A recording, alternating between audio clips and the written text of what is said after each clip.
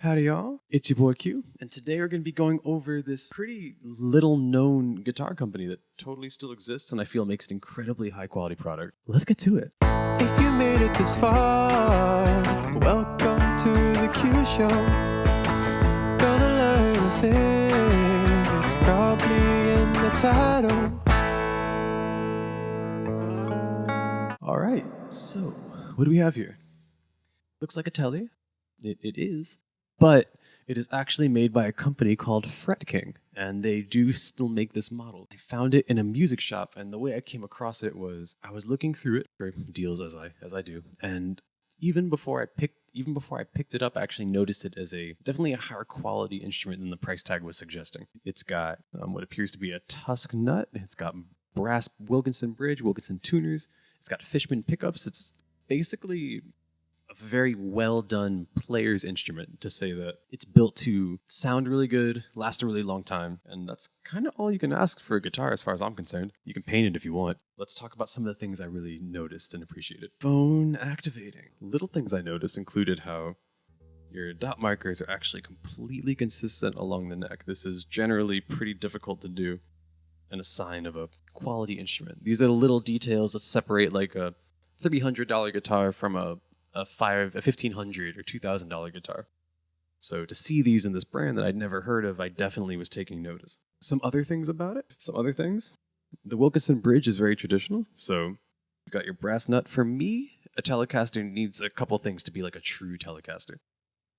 Two of those things are this style bridge, because the sympathetic resonance between the strings and these points is a big part of the tone of the instrument for me, compared to like those extended scale Telecasters you tend to see. Like, they're cool looking and sound great, but they're not Tellies to me. The other thing is that the neck pickup needs to sit right over where the 24th fret would be. This gives you a super meaty tone on that fret, and for me, again, is an essential part of like a true Telecaster tone.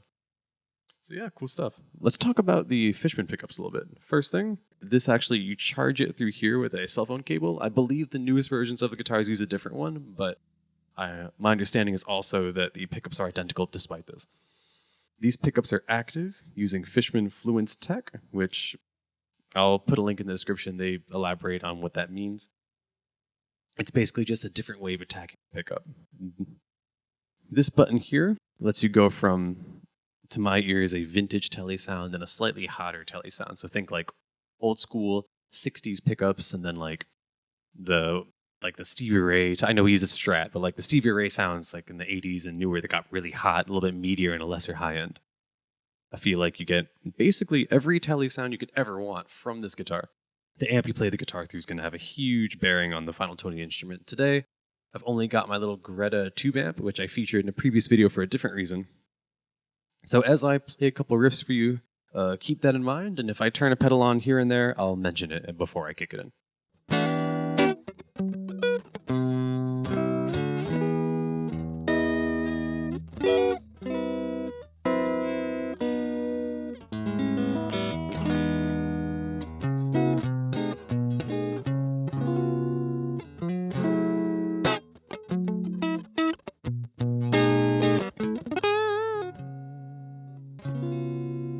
All right, so neck, soft. Let's get the bridge a little bit.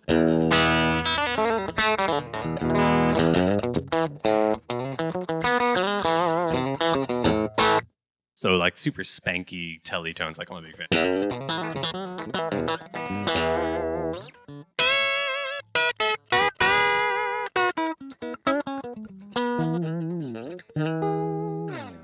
With a little compression, of course, it sweetens it up.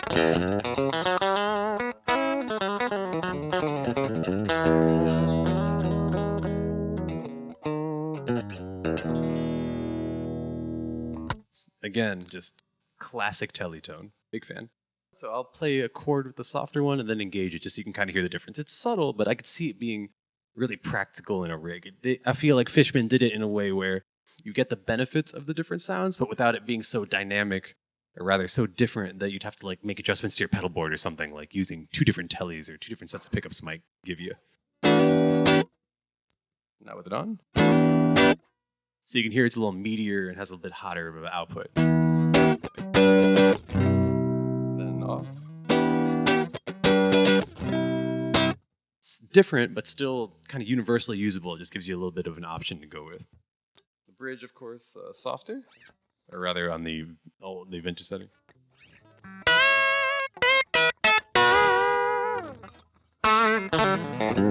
So you can kind of get like that sort of like overdriven like tube screamer like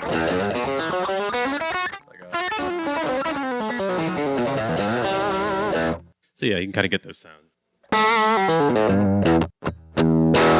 Hold up.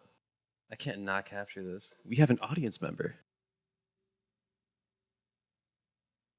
Hey, Boof.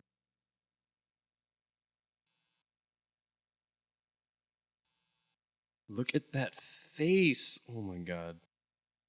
We don't deserve dogs. Let me show you the tone knob just to show you it. I guess it works.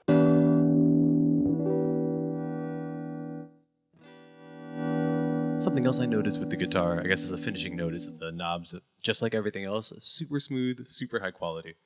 I sound like I'm endorsed, but I'm not. I just am really, really happy with this guitar. I was able to set up actually Javi with it, and I wish I had it. It's not mine, and I'm sad. And there we have it. What'd you think? Did I sell you on this at all? I know I don't have like a Fender twin reverb or champs to run this to really give you like the true example of its potential, but I would like to think that I highlighted things that are good about it, at least enough to maybe give you guys a thought to look into it. If you see one in the shop, I would highly recommend trying it out. They make a variety of instruments, and I can only imagine they're of this quality or better. As always, thank you for watching. I'm Q, and this was the Q Show. Thanks, Boofy.